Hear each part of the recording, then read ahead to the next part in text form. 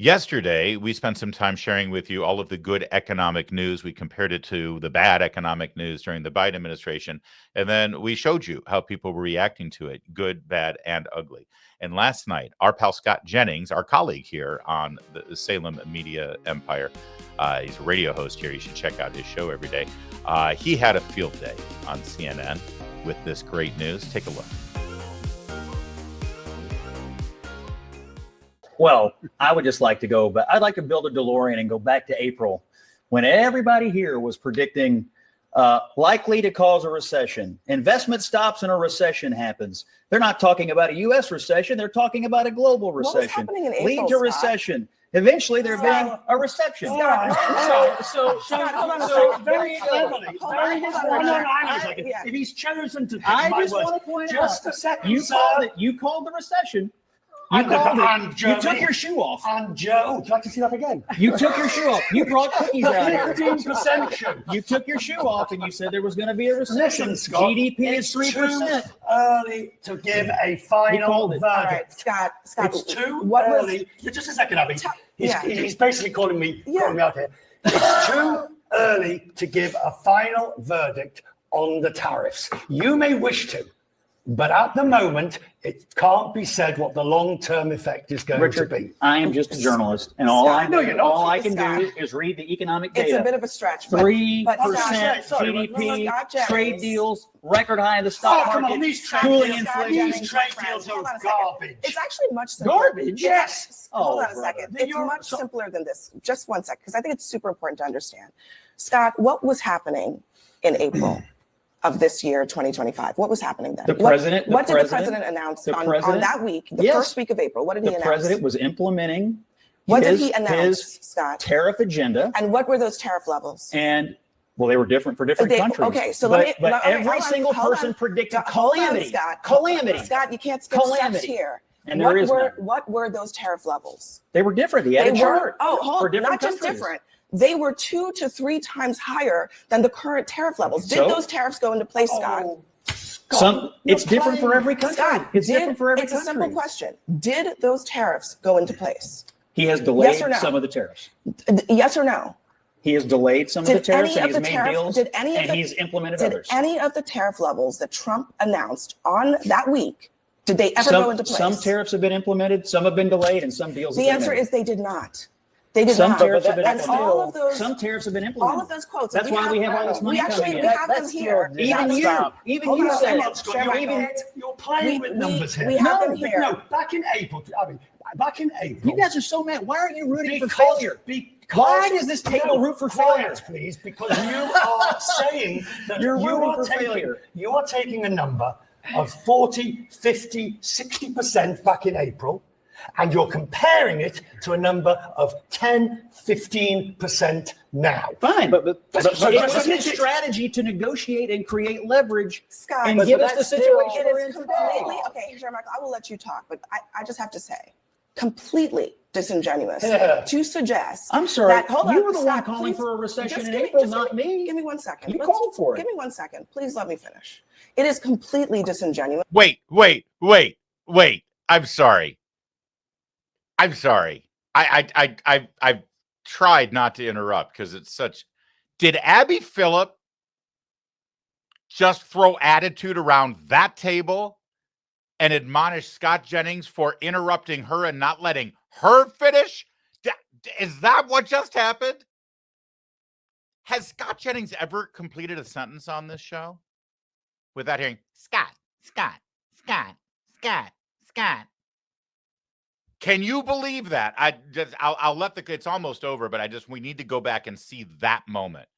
Abby Phillip spent this entire segment trying to interrupt. I thought this was a roundtable show where people with diverse political opinions sort of have it out a bit and they go after each other and they go back and forth. That's what the show's supposed to be. And she's constantly getting in the middle of it as if she has some, revealed wisdom that no one else at the table has that she must put there. Let me just be clear here. It's so obnoxious and just sort of ruins what the show's about. But this moment in particular, negotiate and create leverage, Scott, and give us the situation we're in completely okay. Michael, I will let you talk, but I just have to say, completely disingenuous to suggest. I'm sorry. That, hold you on, were the stop, one calling please. for a recession Just in give me- April, just not me. Give me 1 second. You called for it. Give me 1 second. Please let me finish. I am stunned. I am astounded that she, of all people, would dare to play that one. Just don't interrupt me. Don't you dare interrupt me. Let me finish. Okay, fine. I'm going to let you finish. It is completely disingenuous to suggest that what economists said would happen if Trump imposed 50 and 60%. Oh, let's jump all the way up to 135% level tariffs on this economy would have been a recession. Those levels never happened, which is why there has been no recession. You sound so disappointed. it's not that complicated. Amazing. And let's just be clear here.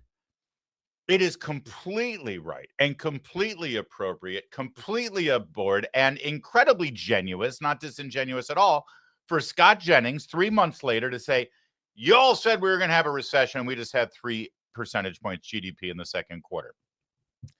And everyone's like, oh, well, but then the tariffs were pulled back and the tariffs.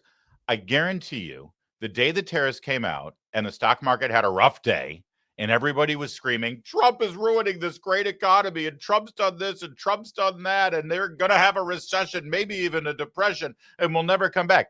I guarantee you, Scott Jennings said what every sane, rational observer who isn't just on television to attack Donald Trump, but actually wants to reveal some facts and information to the viewers, which I thought a television show was supposed to do. I guarantee you, Scott Jennings, like the rest of us, said the same thing, which is, hold on. He has announced that these tariffs will go into effect in the future unless other countries reach a new trade deal with him to right the imbalance that we have and to undo the tariffs that they're putting on us or other non-tariff barriers like VAT taxes and other restrictions that our companies have to deal with in their country, but their countries never have to deal with in ours. The tariffs are a tool. They are a threat. It's possible that they might go into effect. They might go into effect at this level. They might go into effect at a higher level. Or all of these countries now, starting today, and the clock is ticking, they can come to the Trump administration. They can come to the United States hand in hand and say, okay, you're right. Just like the European Union did last weekend. Yeah, we do have a trade imbalance. So let's do this and let's do this. And we're going to make things a little bit better. And you don't have to give up anything, which is exactly what happened with Europe last weekend. Now those countries can come in, they can negotiate. And by the time we get to August 1st, we'll see where we are. Scott Jennings said that. He predicted it. They all laughed at him. They talked over him. They interrupted him. They threw him out of the room as a crazy right-wing MAGA fascist. They were the ones who said, that's it, it's over. We'll have a recession. We can't do it. So now Abby Phillip is like, well, I mean, Scott, you're being really disingenuous because he pulled back those tariffs. We were making our predictions based on the tariffs. It's like, no, dude. You were making your predictions thinking the absolute worst and assuming that Donald Trump is a numbskull or evil or both.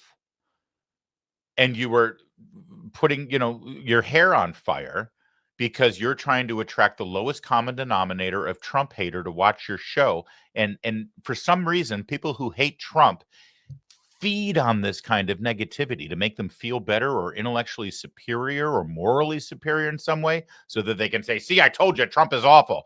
Come on, give me more. Feed me more of that so I can feel better about me and how I feel about Trump. And that's all they do. And Scott Jennings is just in there saying, guys, chill. He's negotiating. He's working on a deal. He's now told them what the worst case scenario is if they don't make a deal. And, call me back in a few months and see what happens. And if anybody doesn't understand that, recognize it, or acknowledge it, like Abby Phillip just did and half of that table, they're just lying. They're just lying. And so that's why it's rather remarkable for Abby to throw around the term disingenuous. while coordinating this conversation. All right, a little bit more from this one. This clip from Media Research Center. Love those guys. No recession. You sound so it's disappointed. not that complicated. The levels haven't happened, but it didn't stop individuals who were antagonistic to the president and his agenda, whether they agree with him or not, from saying that this is still going to lead to significant inflationary rates. We have not seen that. Yeah, and so you would think individuals who were on the negative of this would have at a minimum acknowledged the fact that the president did not implement those high tariff rates, which you just stated. It is super simple. Did Donald Trump implement the tariff levels that he No, I acknowledge that the tariff levels my point is when you evaluate whether or not inflation has resulted from those tariff levels, how are you evaluating it? Because they haven't gone into place. So obviously, inflation hasn't increased to the levels that people projected if they had gone into place. We're arguing two different things. The point that I'm making is individuals who said at the time that this would lead to a recession continue to make the same argument despite the fact that those tariff rates were not implemented. That's the point I'm making. And no one here is willing to acknowledge that fact. Actually, there's one other thing, Michael, if I may, and that is some tariffs were put in place. No, not necessarily at that level, but we've had tariffs in place during the negotiation process. And in the month of June, our federal government coffers actually had a surplus for the first time in a decade without any inflation. And while the government reduced employment and reduced spending for the first time in a decade. In other words, it's all working. And all Abby Phillip has left in her quill is to say, well, they didn't implement the tariffs they were expecting. He never planned on implementing those. They were projected if people didn't come to the table and negotiate. And I do love that because we were told up until this point that all tariffs are bad, all tariffs are evil, all tariffs will ruin the economy. It has no tariffs or nothing, even though other countries around the world have tariffs and they're not constantly in a depression, right? But no, any tariff. But now the narrative is, well, he didn't implement tariffs at those levels. We had different. Oh, so you're okay with tariffs at certain levels? Is that the new argument? Let me know because I'm just trying to keep it straight. But that's what, passes as an intelligent and reasonable political conversation on CNN these days, which makes us wonder here. I mentioned the other day that someone had tabulated all of the ratings for the entire evening lineup of CNN, every single show from Jake Tapper, who's right before Jake Tapper, I think it's Wolf Blitzer, all the way through the show at midnight. And all of those shows combined via the Nielsen ratings estimates were still, if you combine all of those viewers, it was still less than the same night of viewers that tuned in to watch The Five on Fox News. Remember, I gave you those numbers to you yesterday. So let's see how CNN is doing on the whole, shall we? These ratings shared by two former CNN employees, so I'm thinking that they're enjoying this themselves. Oliver Darcy there, amplified by Chris Cillizza.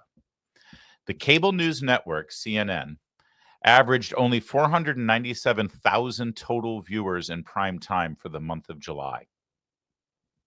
Despite unrelenting waves of major news, MSNBC, by comparison, averaged 865,000.